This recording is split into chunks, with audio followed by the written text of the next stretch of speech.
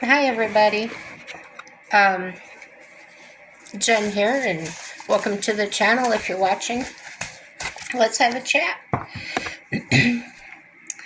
Uh, Today on my mind, now, I slept a lot today again, but I got to thinking about things in between waking up. One of the things that popped into my mind was the communities. Far away, near, maybe living in a community that has been hassled, invaded by immigrants, just all sorts of things, new and old. And have any of you guys made up your own ideas of why these things are happening? Well, heck yeah. I see a lot of y'all have opinions on that. And we probably, well, pretty much all of us may have the same point. And then we're all looking and talking about it, right? Yeah, we talk about it online. We talk about it maybe with our coworkers, things like that. Tonight I was watching an old episode of the Love Boat show. I don't know. Maybe you remember it, maybe you don't. It's not the point of the show. But what I was watching was there's a scenario, in a scenario I'm calling a scene where two actors are interacting to portray the story. Anyway, the scenario where it was implied that, well, the black bartender, you probably all know who he is if you watch the show, and a black passenger were talking a lot. And as you know how the show goes on, it'll usually be a topic, and then that'll play through the whole show. And there's these small stories, and that makes up the whole show, okay? But in this particular one, the black female passenger seemed to be struggling with, what was it? I wrote it down. She was portraying the plight of a young black woman trying to gain equality and respect. It didn't say for sure, but I assume it's in the quote unquote white workplace at that time that the show was going on. Maybe it was a topic. I don't know. I don't remember those topics being a child, so whatever. Well, what it came down to, how it wrapped up, was he helped her realize that the way she's seeing things can be misguided. I'm going to fall back here again on my mantra, so to speak. When we have negative thoughts, first identify. Make the thought be very precise, not just a general thought of I'm ugly. Let's say you repeat that to yourself all the time. And you can look in the mirror and you can say, okay, what is ugly? And you may point out your crooked nose, or your ear hangs lower, or whatever it is, right? I challenge you to find a person that actually has all those things in line, because every person is going to have something that they don't like about themselves. And if generally you can look in the mirror and say, I look decent, then you look decent, but you're not ugly.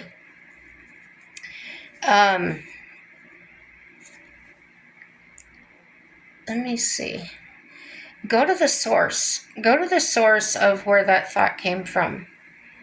If somebody's walking past you, or if you're in the room with somebody, or you're around a family member, and I've had this happen to me, I just don't like that person. I just don't want to be around them. That's a division that comes up from a dark place that tells me that because it doesn't want us to interact for some reason. I may be missing a blessing. They may be missing a blessing by meeting each other. And maybe we won't get along, but if you never try, you never find out.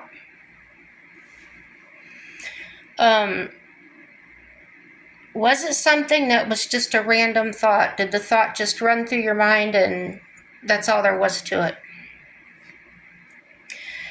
I want to back up a step. What I'm talking about here, random thoughts, has nothing to do with the gut feeling of, or a dread feeling that something bad's going to happen. That's an instinct, and if it were me, I would act on it and leave the area, or yeah, I would listen to those. Here I go again. People like me with an anxiety order. Sometimes the anxiety or that adrenaline rush that we have to leave, the adrenal glands are working overtime. I have to really sit for a minute or stand there and really close my eyes and think, okay, identify this problem. Where is it coming from? Is there any truth to it? And most times, 99 times out of 100, there's nothing to it. It's just my adrenal glands. Okay. So that has nothing to do with fight or flight. Okay. This is about intrusive thoughts. Always look at yourself first. Is this something I've created? Is this something that I thought about? Did I grow this in my mind? Along with that, look for actual evidence of that. If you're in a group that's gossiping about somebody and, oh, this and that about so-and-so, ask where they learned that from. Was it their personal experience? You want to deflate things like that because we're all accountable for ourselves. As I said in another video, we're only accountable for what we do. Okay. When you get evidence or somebody hands you what they think is evidence, you've got to be that detective. You've got to analyze that investigation, analyze and investigate that, okay? But don't let it occupy your whole world. I hope most of you are balanced and can understand where I'm coming from. And maybe some of you even know further than I do as to what to do about self-help in those situations. So here I go again. I watched a Charlie Kirk video. I don't know how to edit videos, so I don't know how to put his link on here or anything. But it's Charlie, Charlie Kirk, Kirk. I watch him quite a bit. I watched an old video tonight. I don't know, year or two old of his. And like a lot of others, I was in disbelief of what I was watching. Not from him. He was just being kind of laid back and listening to people that day and ask a question. He wasn't in a lot of controversial arguments with people. But a young black man stepped up to the microphone and started talking about how he is a disadvantaged black man today. Well, what Charlie does is he asks for evidence of what you said. And I've noticed that a lot of them do not have evidence, or the evidence they think they have is actually false. So be careful when you have an idea of something, make sure you have the evidence to back that up. And I'm going into that in a minute. So he goes all the way back to the days even before slavery, I think, when some blacks were sold to us by other blacks. And it was actually the whites that stopped the slavery, okay? So where he was actually getting his information from We don't know because he didn't state it. But here's what he thinks, is that he was cheated out of all of this money that whites had the opportunity to make while they were slaves. I'm not here to tell him he's wrong, misinformed or otherwise. That, everybody has their opinion, and he doesn't have facts to back it up, and I likewise don't have facts to argue with him. We'll just leave it at that. But what I'm asking is, how and why did this young man decide that the world owes him a living? Many generations have come and gone, and today everyone is doing what they are choosing to do.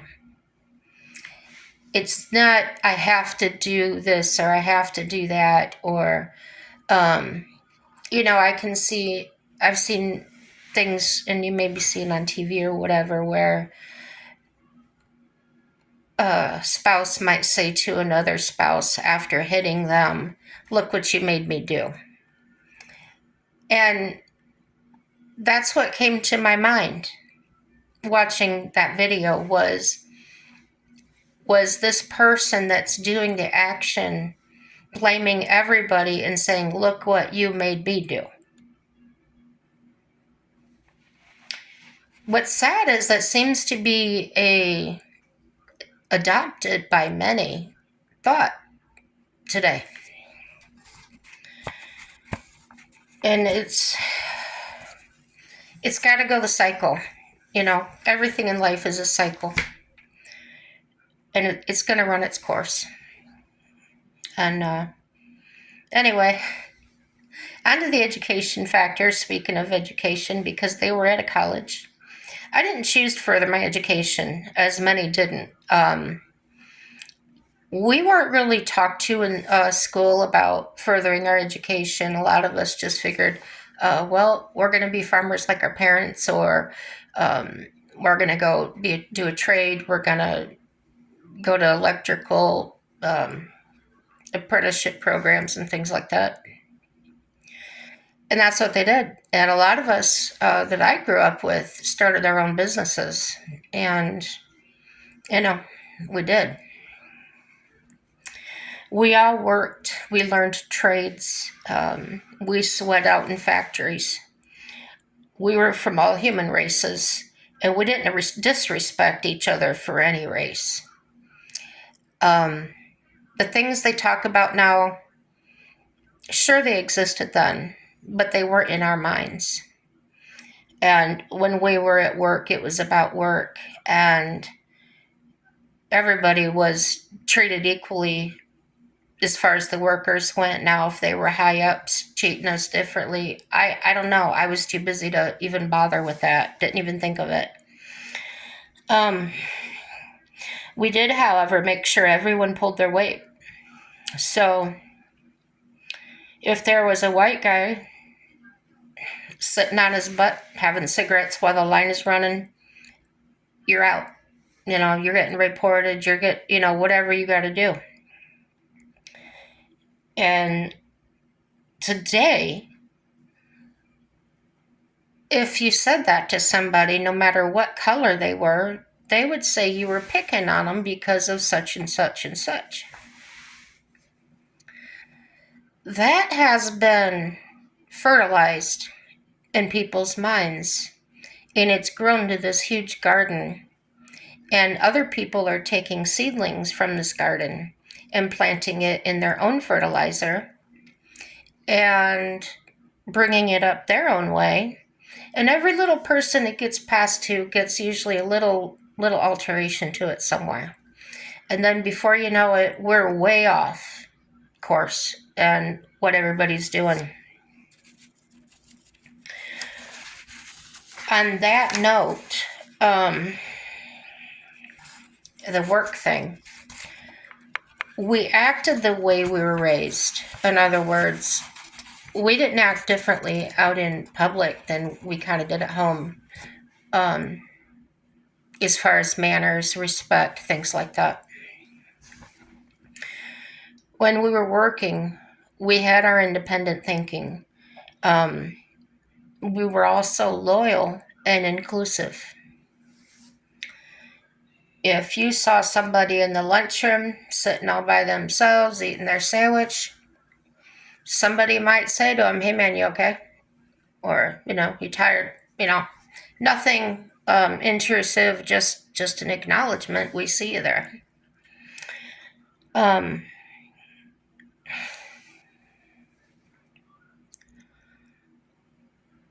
I have an idea. I know where the division starts, and um, here's what starts. All it takes is a seed.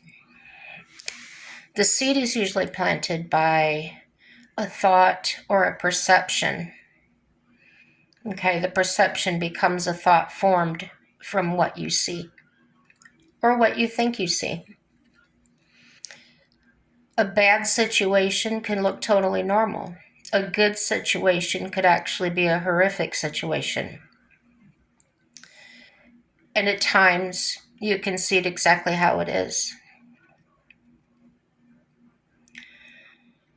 Some of us are old enough, um, and I'm talking about the boomers, my parents' generation. Um, they know a lot more than I do.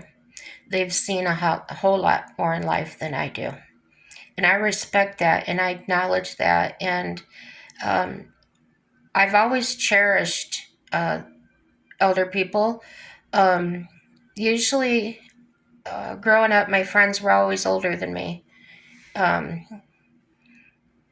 a lot of them were neighbors. Like I was in sixth grade, and my friends were in junior high. And then when I got to junior high, they're in high school or they're graduating high school. Okay. So growing up, I had a lot of influence from a little more mature kids. And with that, I learned a lot of that common sense that I talked about in another video of uh, my wording. I don't know how to word it, but it's knowing your place. And I don't mean like there's a pecking order. I mean it like there's a time and a place for everything. And this today is no different. And but the inappropriateness has become a disease, in my opinion. Um, they're making a spectacle of things, and yeah. So these seedlings from people's thoughts and perceptions are growing rampant, and eventually it will die out again. I'm sure this has happened before. Um, Many examples in the Bible. And the Lord is not going to come until there's nothing new on earth. So, yeah, don't count on it being bad before He comes. It's going to be hellfire and damnation. And there's all kinds of things that need to happen. And it's not for us to think about or wait for. We don't need to talk about it. It's better to pay attention to our families and rearing our families.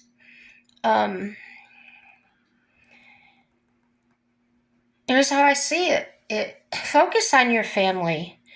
Um, Not everything that's going on out there should be into your home. And I know everybody says that. I mean it in a different way. Um, I mean it in my way. Um, I went without TV for 2 years, as I've mentioned in another video. I would not be above doing that if I had children. Um, the homeschooling or whatever, I don't know. I don't think I would do that. because as I brought up the bar being on the corner store on the corner, and people getting that all out of there and not ever letting the children see that or experience that. It's along those lines. So I would probably have them go to public school to be exposed, to learn about things. And then when they come home, there's peace, there's quiet, there's no drama going on. So to me, they get a balance without being the hyped up lies on TV, the hidden messages and whatever they're talking about in cartoons or whatever. Um, Kids to me seem to be shown the wrong things. When they're being taught, they're taught to try new things. And there you have it. You've created the perfect detonator. I was told to try my peas. I was told to try broccoli. The things I was told to try were things that were good for me. It didn't prevent me from doing dangerous things. It didn't prevent me from wanting to jump trees with my horse. Or that could have been so bad. The horse could have broke its legs. I could have fell off and broke my neck. No helmet, okay? But if you're too afraid, do it anyway. I had a really rare experience when I was a child. It was horrifically beautiful. And you're never going to understand that if you don't know who Father is, who God is. And again, I'm not preaching, I'm just talking about an experience that happened when I was a child. I had a little girlfriend, and I used to go spend the night at her house quite a bit during the summer.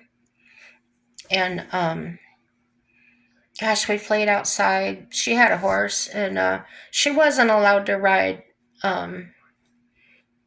without supervision. But most times we didn't ride. We were out there riding the horse. We'd brush him, and we just played on the swing, did kid stuff. And she had a few older brothers. Now this was kind of a blended family. She was the child of both mother and father, but the oldest boys, one was his, one was hers. I don't remember, but they were a very Christian family. They had very strong beliefs, and I was never uncomfortable there. I've been more uncomfortable going to a Christian church than I ever was in their home. They didn't sit there and make us sit down at dinner and pray and all these acts that people put on when they're Christians. We all ate wherever we wanted to. We wanted to sit on the couch, fine. We'll sit on the floor, fine. Sit at the table, fine. It was a kid-friendly environment, and we knew God was present. We knew God was present in their home, but I'd never gone to church. They didn't try to convert me either. Okay?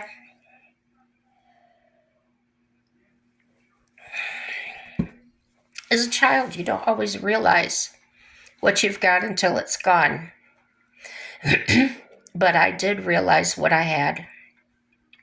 When one night, she and I were upstairs playing in her bedroom, playing with dolls or whatever. And her two grown brothers, yeah, they're probably 17, 18 years old. They come running up the stairs as boys do, sound like herd of cattle running through, and they threw the door open, and we're going to go get pizza. You girls want some? And we said, yeah. So they're going up to the local store, and getting us pizza. And they were on a back road. And as they were crossing the railroad tracks, they were instantly killed by a train. The police came to the door to let the parents know what had happened. And my friend and I were standing there, sort of behind and right to them to see who was at the door. And before the police came, we were getting ready to make popcorn. We were going to have popcorn with our pizza or something. I don't remember. The policeman delivered the news, and they told him, "Thank you very much."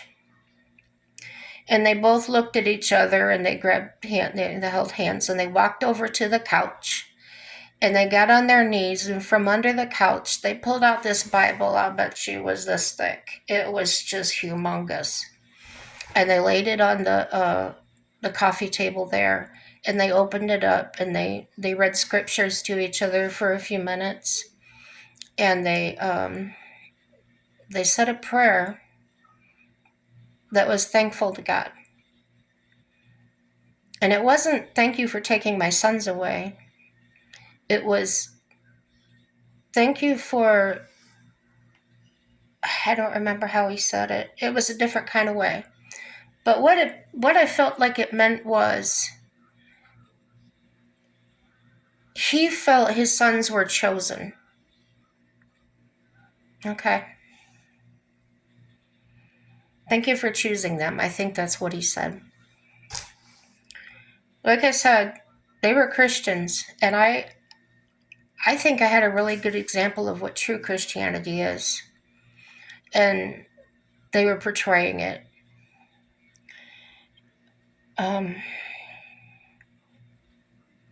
We went outside. Well, I thought they were going to take me home because they got up. And his dad comes over, her dad comes over to me, and he says, "Can I pick you up?" And I said, "Yeah." And he picks me up, puts me on his hip, and he says, "Do you still want that popcorn?" And I was like, I felt like, don't you know that something bad just happened, But it was the biggest example I've ever had of life goes on. And that's what Scripture tells us to do.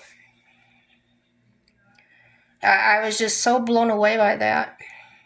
Well, people in the community really started being nasty to them because they weren't mourning in a way that they thought they should. They thought they should have a black wreath on the door, and that they should do this and they should do that, and judging them. "How dare you? How can you keep going when both of your sons died?" It was awful. But I know who sent those people. And he's the thing that's down under. And so they ended up selling the house and leaving. And I've never seen that girl, my girlfriend. I've never heard from her again. And oh gosh, it's probably been 40 some years now. I would like to talk to her again. But it set a perfect example for me. And you know what? When my dad passed, even though it may have been in a very bad way, I didn't cry. I felt at peace. I felt like everything was okay. I was angry with the person that may have done things, but that was a totally separate feeling than what I was having. And I hope that if that ever happens, and it will when you lose somebody, that you find that peace, because there's nothing else like it. And it's yeah, you don't become crippled. You don't become too scared to move or anything else. So I was talking about planting those seedlings. I'm going to go back to that for a minute.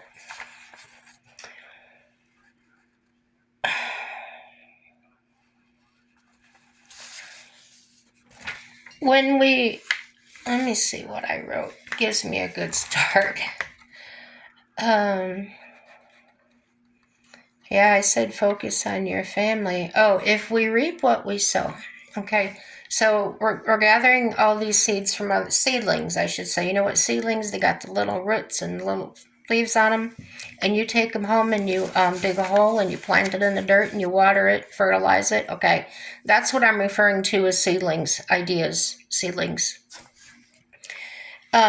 When we keep going around and we keep taking seedlings or are given seedlings out of other people's gardens, okay, you don't know if that person has poisoned those. You don't know if that person that planted them is absolutely out of their ever loving minds. And their ideas may be something that is, you've seen the ideas. You've seen the ideas in front of us happening.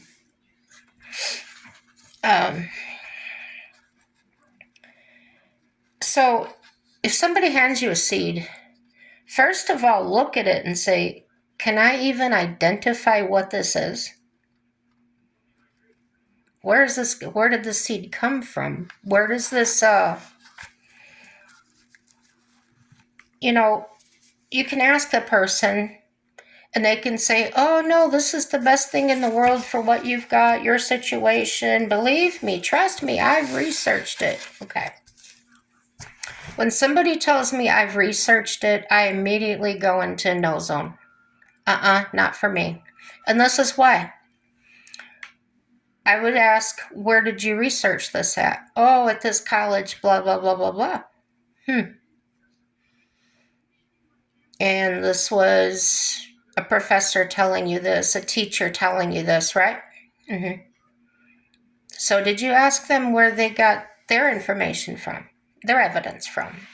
And it goes on and on and on, and you can chase this down the rabbit hole all day long. So instead of doing that, I've just shortened it really fast. I won't take that seedling. I will go research it, and if I cannot find anything in the Bible about it, it's not real. It's not a real thought. It's not a real idea. One that will produce fruit. Okay. It's just going to grow up as a weed in my garden. That's simple.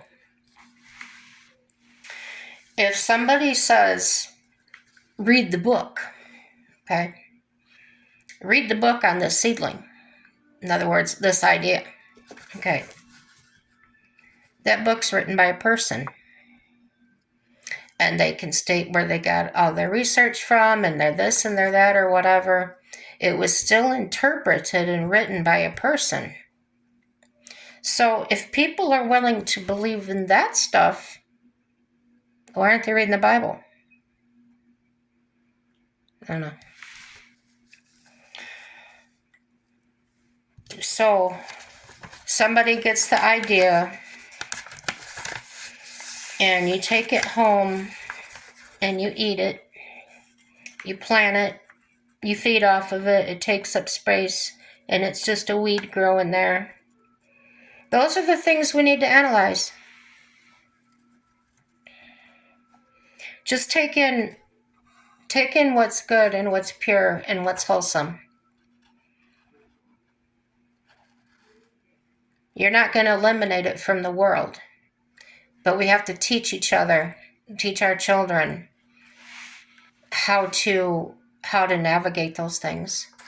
And I'm really just on that subject of don't block them from seeing things. Now, of course, you don't want them to go watch TV and watch murders and no, that's not what I'm talking about. I'm talking the basis of existence, knowing how to survive, how to care for yourself, how to do laundry, how to hunt, there's things that may happen, and if you don't prepare them, it doesn't go on.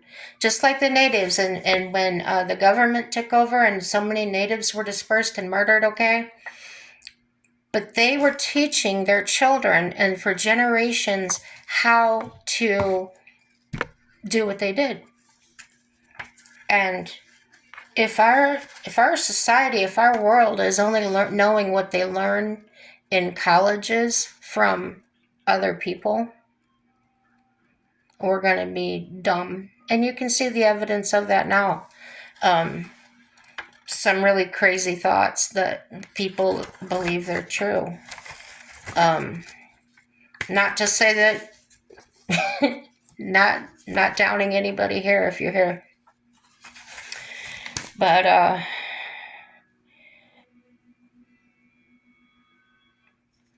make my vision yours in that a positive way. And I'm walking here with you side by side. I am not a preacher, I'll tell you that. Till the day I die, I'm not a preacher. I seriously just want to share what I've learned and what I see.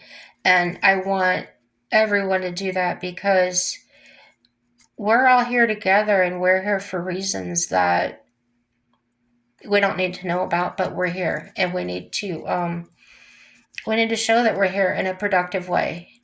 And we're not going to change the world. We don't need to change the world. We just need to focus on what we're doing, what we are accountable for. See how vulnerable we are, and that it's so easy to convince us of going one way or the other. Without having that rock to stand on, or that cross to embody. Dust in the wind, my friend, dust in the wind. And it doesn't mean that we're good or bad. It just is. And that's the way we're made.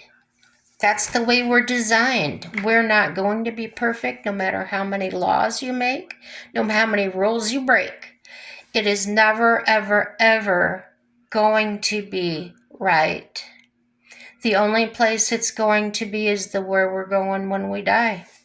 So, if you want to feel better, if you want to, if you really want to know what goes on, stop taking everybody's seedlings and find your own and grow your own, and you'll find your garden is much more beautiful than anybody could build for you. And with that, I'm going to wrap it up. Tomorrow I should have a new, maybe a happier subject. I am happy. I'm happy that you're here watching. Like, subscribe, and leave a comment. Share it. I really appreciate it. My family appreciates it. They say I have a lot to share. Like I said, they wanted me to write a book, but this is what I'm choosing to do instead. I feel it will reach many more, and the experiences and things that I've been shown in life, came to me freely. They cost dearly, but they came to me freely. And so I wanted to share them freely.